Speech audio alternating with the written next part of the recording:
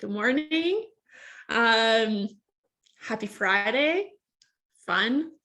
Isn't this just the best way to start your Friday mornings?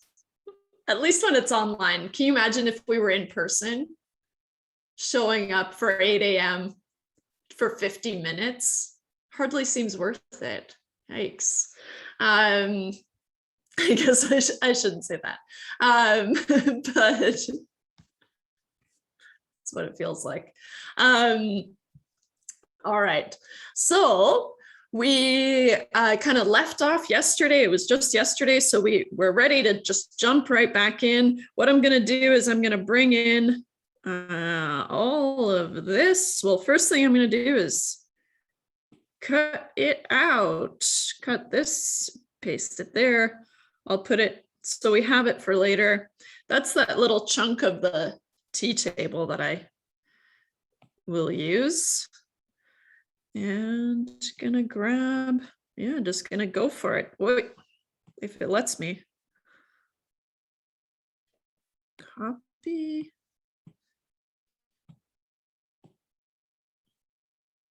I'll paste it as an image. Hopefully that works.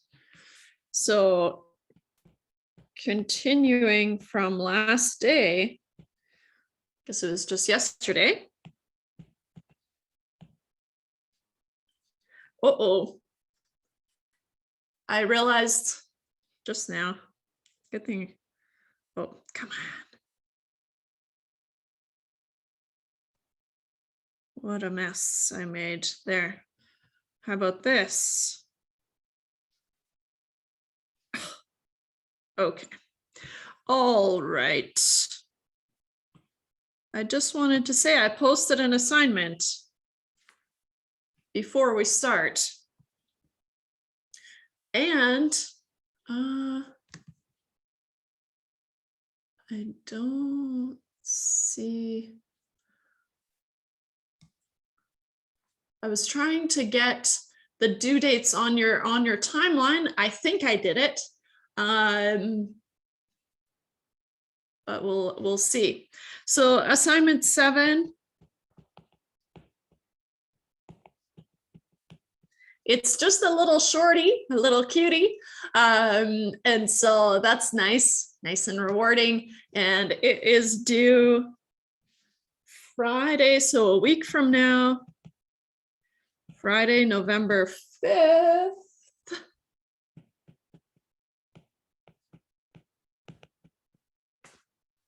At, of course, 11:59. Okay. So now I'm ready to continuing from yesterday. You know what?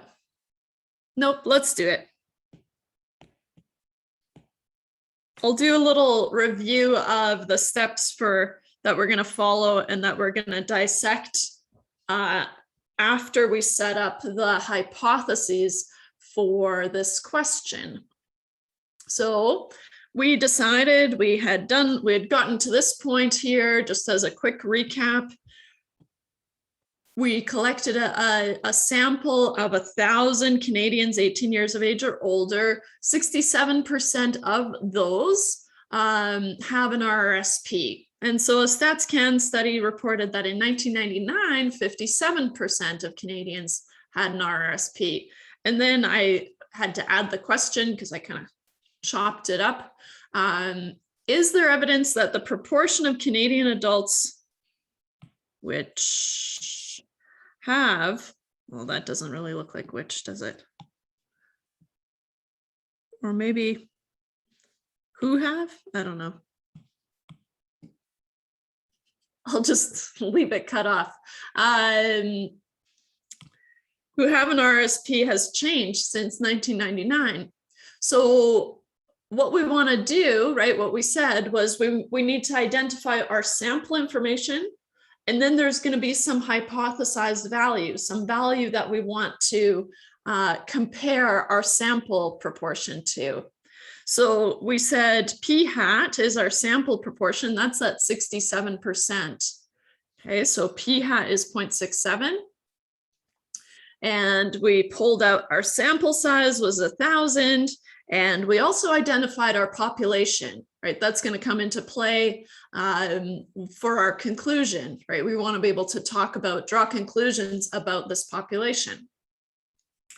And we set our null value, right? So this is our null value.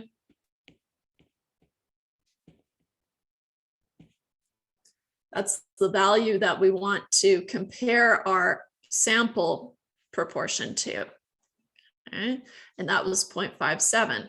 So setting up our hypotheses, because that's what we were going to do, our null hypothesis, remember, is a statement. So you use your colons. And even if you don't know where to start, okay, the easiest thing to do is you know that there has to be an equal sign in your null hypothesis. So the null hypothesis is going to be a statement about a parameter. So we need to identify that parameter. Is it a proportion, so the population proportion, or is it the population mean, or something else? So in this case, because we have proportions here, so we've got a p hat, we've got a p naught, so of course, the parameter that we're talking about is p, right? The population proportion. So this is the parameter, which is the population proportion. Prop. And then here, in general, we have our null value, right? Our p naught. But in this case, our p naught is 0.57.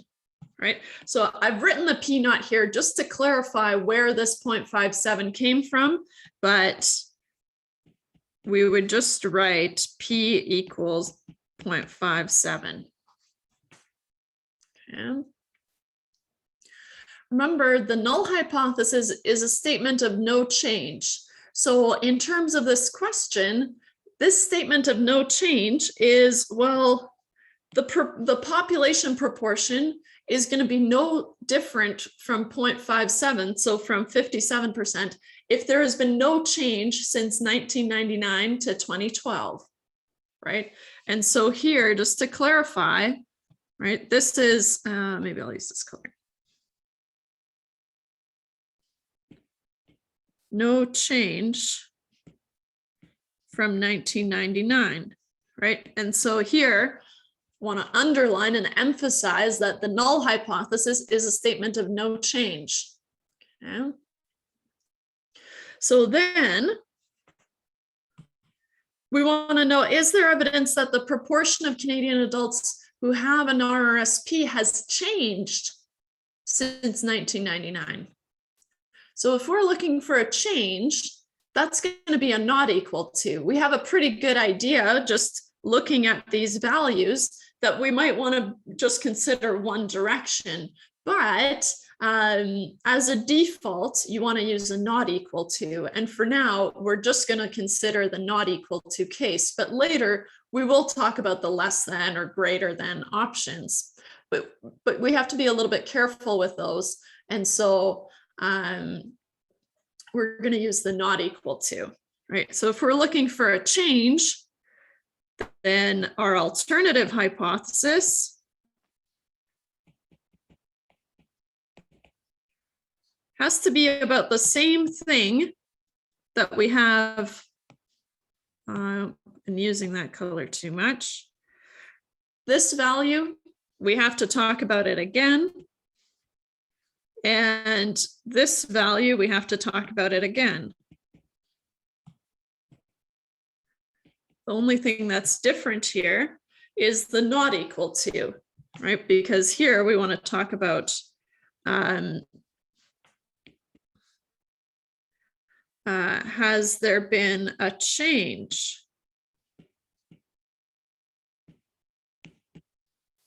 So the change is the not equal to, right? And so what we have, right? or more concisely, right? Because here I've written notes and I've kind of made a mess of things here. And so, or more concisely, we can write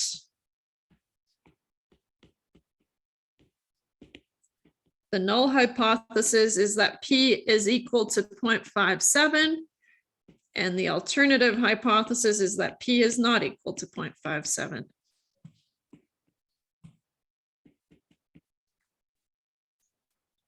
Okay.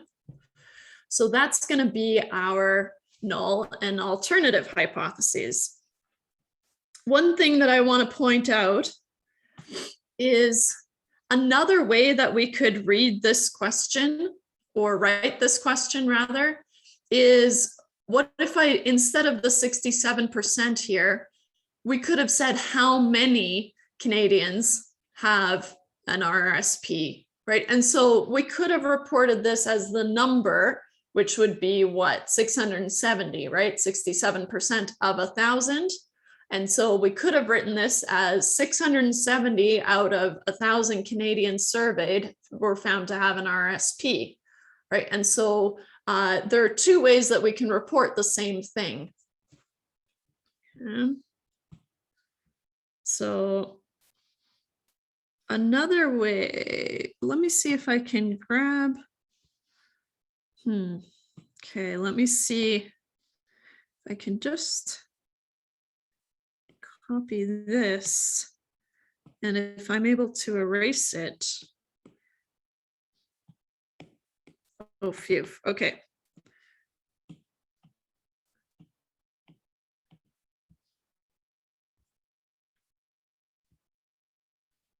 Okay. Another way we could have written this question is by reporting just the number of successes. Okay, so another way we could have written this question is by just reporting the number of successes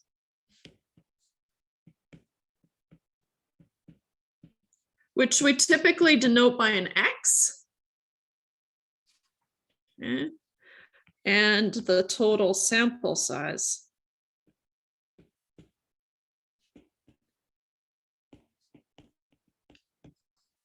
Which is N, of course.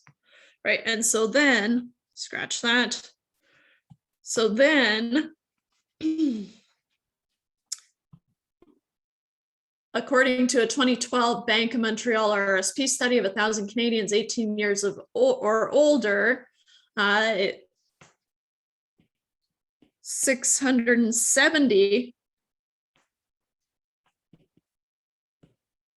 of those Canadians, so of those 1,000, have an RSP. Right? Just a slight variation, but then we have to calculate p hat, right? So here, if X is equal to 670, right, and N is equal to 1,000 still, then we can find that p hat is X over N, just the number of successes of whatever we want to talk about over the total sample size. And so that's going to be p hat is 670 over 1,000. And that's how we get to 0.67, right, or 67%. Okay. So it's just another way that we could write those, the question, and you're expected to be able to handle both. So, but of course I can only have one version, but I wanted to show you what can happen. All right, so I'm gonna scoot this down, way down, because I want to have it if I need it, but might not need it.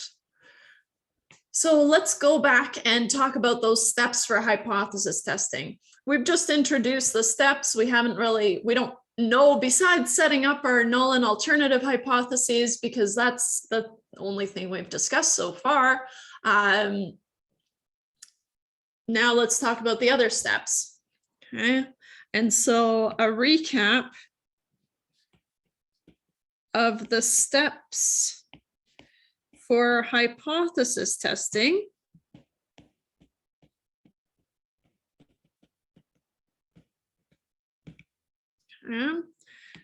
And like I mentioned before, depending on what textbook you're reading or kind of what field you're in, you know, some people will break this up into 8 steps. You could easily break it up into itty bitty steps. I do 4 because I find that 4 is kind of easy to touch on, but we're all doing the same thing, right? Just because there's more steps. But some of those long step ones, they like talk about every single thing.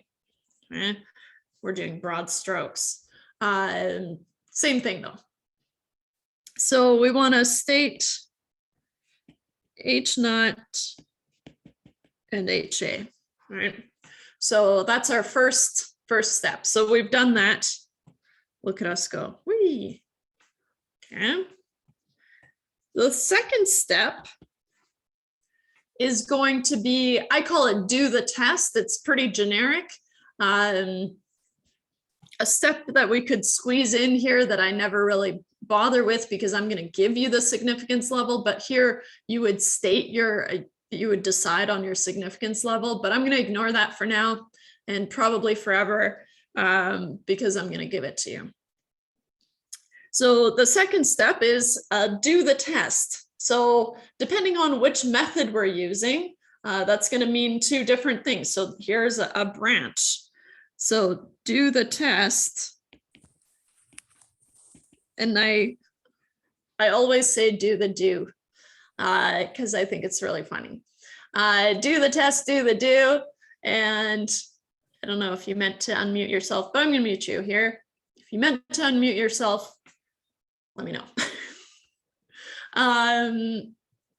Okay, so doing the test, we can use a confidence interval. So calculate a confidence interval. Or later, what we're going to do is we're going to calculate a test statistic. Hard to say, easy to do. Calculate a test statistic.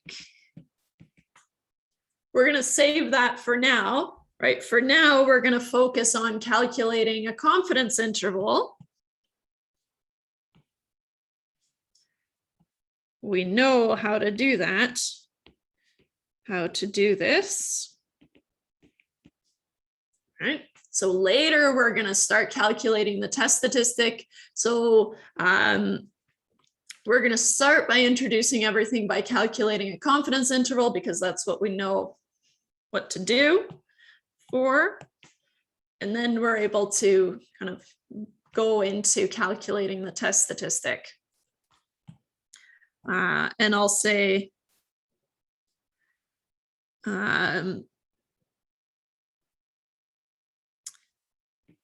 this is the more formal p-value approach.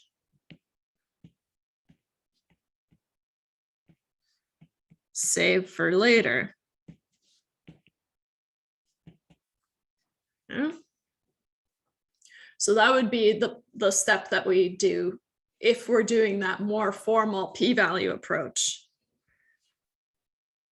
But so far we have a path that we can follow. So if I do the test and I calculate a confidence interval, I know how to do that.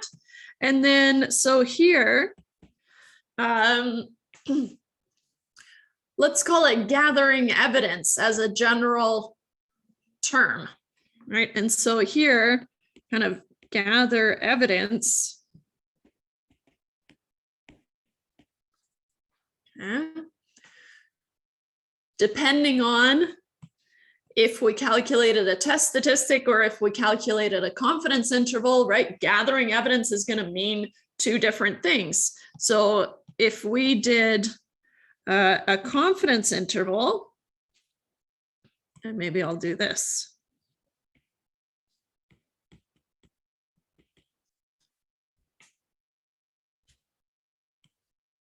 Should probably write it on a real line here. So if we calculated a confidence interval, what we do is we check to see if our null value is inside the interval or not. Okay, and so is the null value contained in the interval?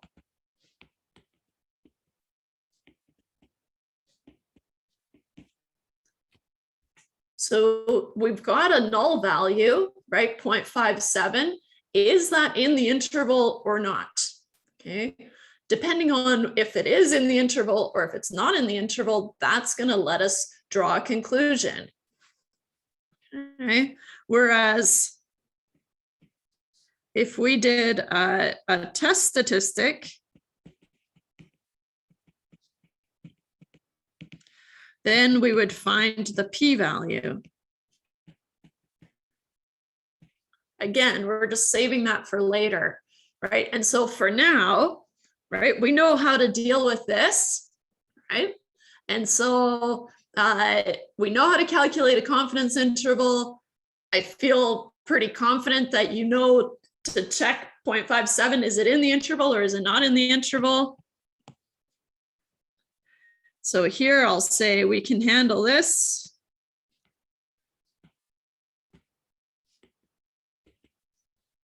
Okay. And I'll say, save this for later.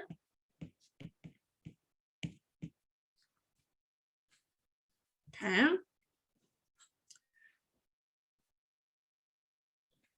And then the last step is our conclusion. So we have our evidence, and now I'm ready to use that to draw my conclusion. Bump it over. Step 4 is our conclusion. Okay. For now, we're going to parking lot the p-value approach because the conclusion is going to be kind of wordy. So we'll save that for later. Okay. And so this is for the conclusion for the CI approach. Oops.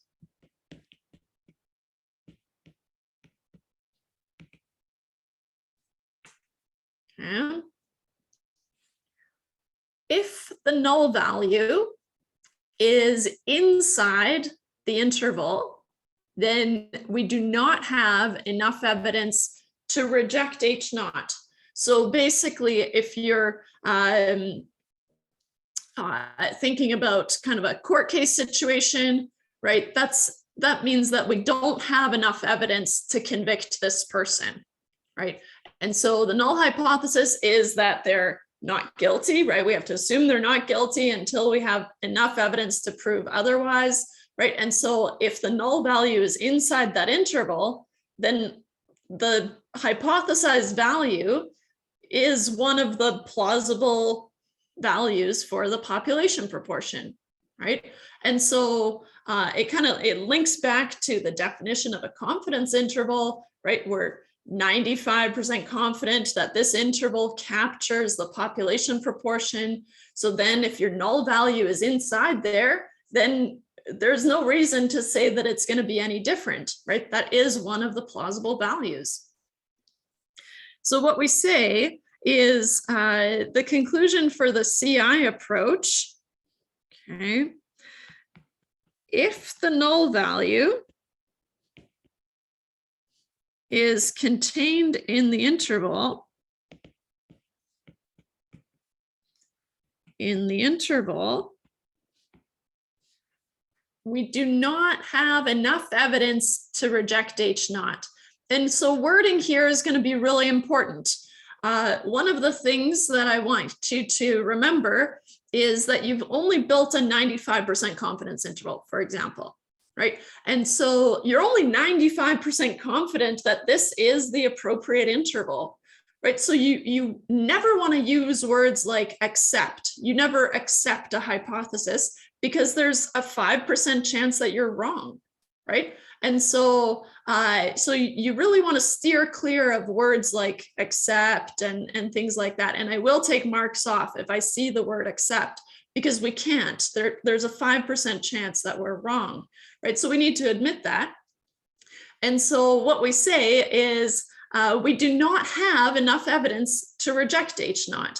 That's kind of a long-winded approach, right? But it really saves our butts when we're, well, we said we didn't have enough evidence to reject it. It doesn't mean it's true. It's just we couldn't find any evidence against it, right? And so if the null value is contained in the interval, we do not have enough evidence to reject H naught.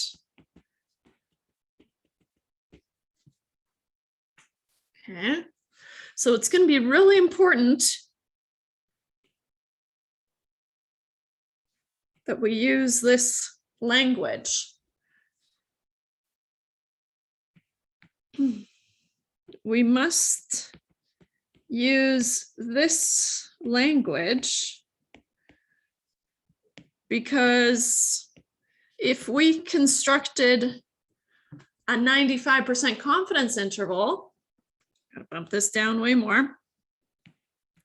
If we constructed, it doesn't look like constructed, but I'm okay with that, I guess. Constructed, I don't know, a 95% confidence interval, right?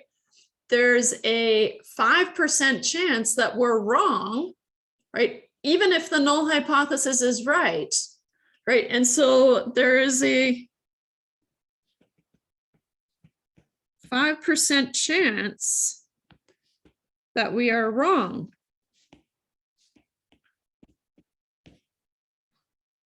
Right? And so we can never, so this is the reason, this is like a chain of like, and so here's this, and here's this, and here's this, but hopefully it helps. So because there's a 5% chance that we're wrong, okay, so this is the reason,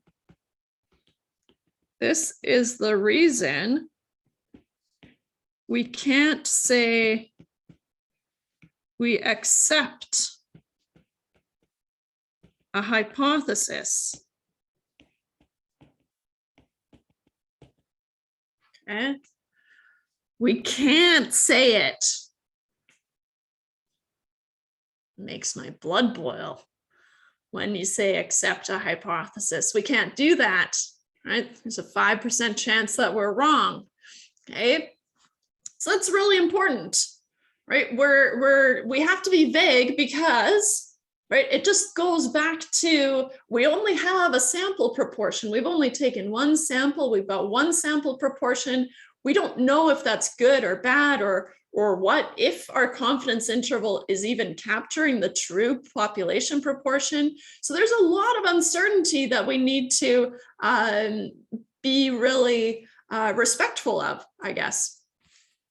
So that's why you can never accept a hypothesis, because there's a 5% chance that you're wrong. So, okay, so now let's go back to here. So if the null value is contained, and maybe this looks like, I don't know what, is contained in the interval, then we do not have enough evidence to reject H naught, right? And so if the null value is not contained in the interval, right, then we have enough evidence to reject H naught. Okay. And so here, I'll do a follow-up. This thing's haunting me wherever I go. If the null value is not contained in the interval,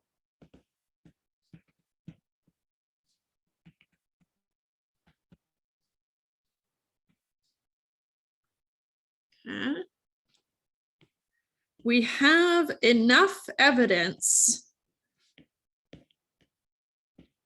to reject H naught, and you can leave it there, but, and I'm not going to put that period there, but usually if you find yourself rejecting H naught, then people would be like, okay, well, what are you going to say then, right? Which statement are you going to go for? So then we say in favor of HA. Right, but it's only if you're rejecting H naught. If you don't have enough evidence to reject H naught, then that's it, right? So all your conclusions are going to be made in terms of H naught. Do you have enough evidence or do you not have enough evidence to reject it? So we have enough evidence to reject H naught in favor of HA. Okay. So notice that the conclusion has to be in terms of the null hypothesis. Okay. Notice the conclusion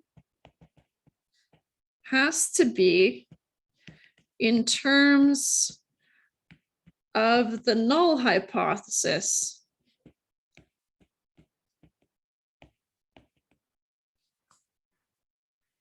Right, you either have enough evidence to reject H naught or you do not have enough evidence to reject H naught, right?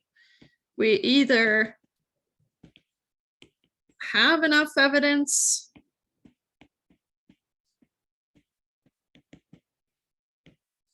to reject H naught, or we do not have enough evidence. Do not have enough evidence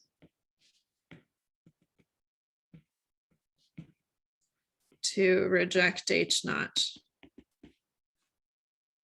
So that's going to be really important. Why is that the case? Well, we do all our testing, so we build our confidence, or we check our confidence interval, assuming the null value is true, and then we find evidence for or against that, right? And so we always do all our testing, right? Checking our confidence interval, or finding our p-value later, right? So we do all our testing assuming H naught is true. And so the reason for this is because we do all our testing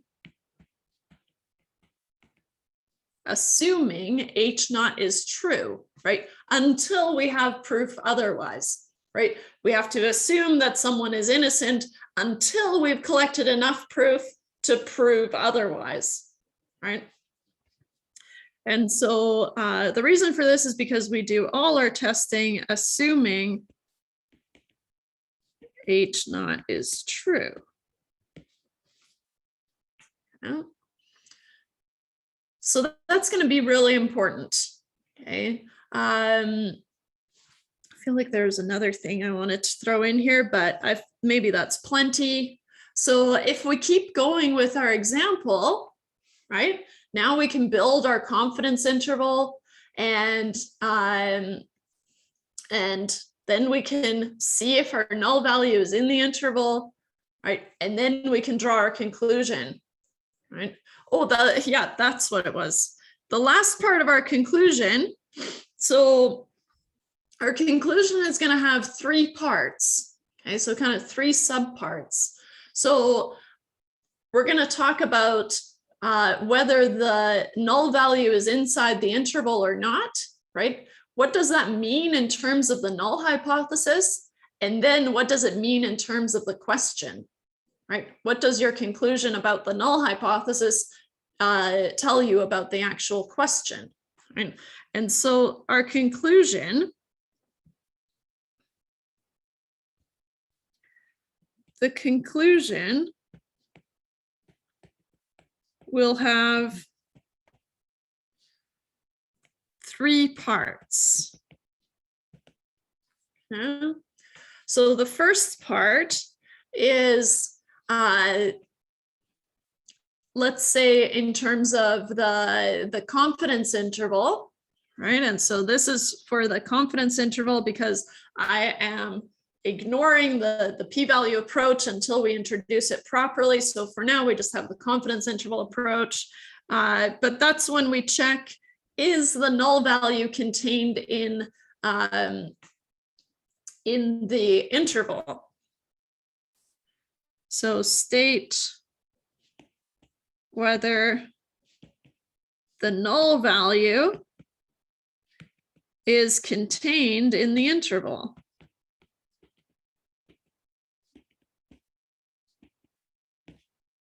Okay. The second step is going to be, and maybe what I'll do here is I'll put the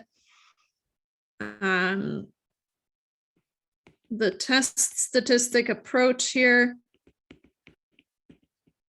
save for later.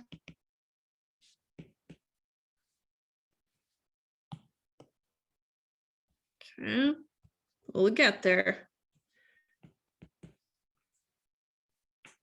But I want to illustrate that regardless of which approach we use here, we're still going to be able to draw a conclusion in terms of the null hypothesis. So then you want to state your conclusion in terms of the null hypothesis, right? Do you have enough evidence or do you not have enough evidence to reject the null hypothesis? So then state your conclusion in terms of H naught. Right? You either have or do not have enough evidence to reject H naught.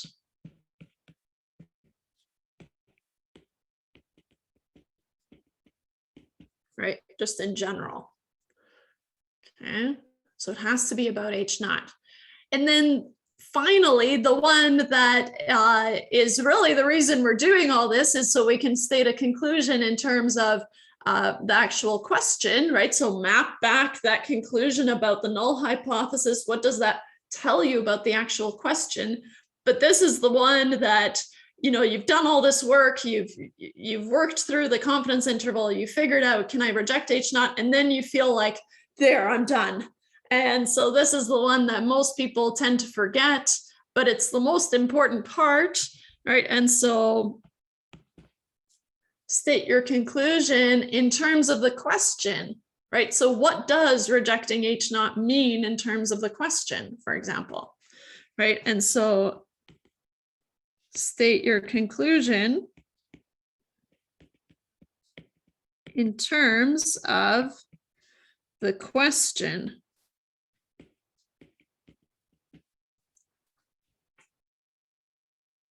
Okay. Good.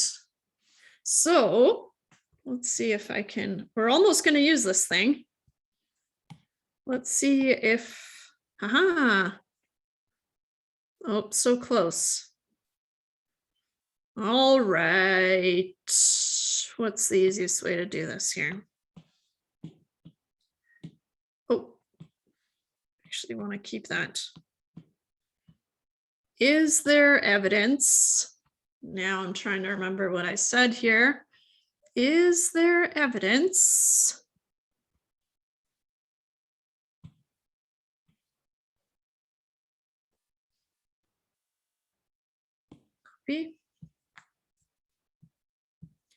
because now what I want to do is I want to actually work through this entire question, right? Using the confidence interval approach because that's all we have. Yeah.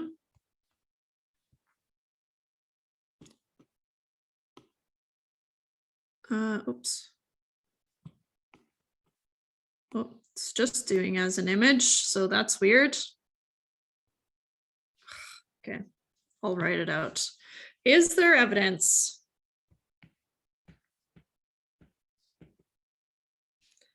that the proportion of Canadian adults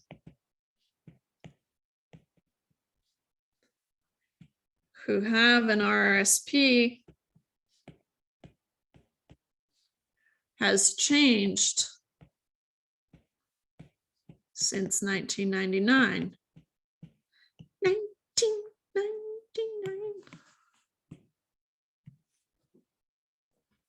Okay. So if we follow our steps, right, and following that confidence interval path, because that's what we have so far, right? And so here we go. So step one, we already know. Maybe I'll do this. Step one. You don't have to outline your steps, but I find that it's really helpful, at least in the beginning, if we just outline the steps to show that we're doing the same thing over and over and over again. And so step one, state the hypotheses. And we already did that. We spent quite a bit of time, so I feel comfortable kind of just going for it here. H naught is P is equal to 0.57. Right? That's if there was no change from 1999, if that helps. Whereas the alternative hypothesis is that there has been a change, so the P is not equal to 0.57. Okay, so step two, we're going to use the confidence interval approach. So build the confidence interval.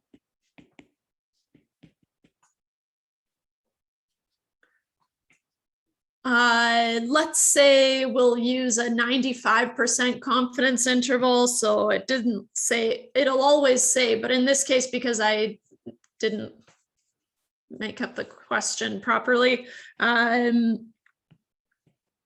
use a 95% CI. And I'll just highlight here that this is the default.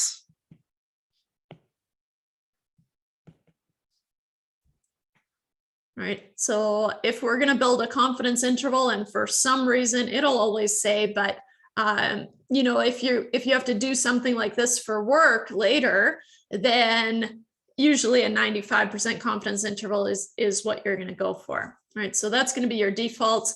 And so what does that mean? Finally, I get to use this table, right? Or you might even have it memorized already that it's 1.96. Right, but here, 95% confidence interval, and Z star is 1.96. So if I wanted a 98% confidence interval, right, then you would use a Z star of 2.326. So our confidence interval, right, is P hat plus minus Z star times the square root of P hat times 1 minus P hat, or Q hat if you prefer, if you're lazy like me, right? And so here from the table, from, let's say, table C, or the T table or whatever, we find that Z star is 1.960 for a 95% confidence interval. Back in my day, we had to memorize these. What? Weird. We basically only did 90, 95, and 99, but still we had to memorize 3 of these. Here they are. Not too bad.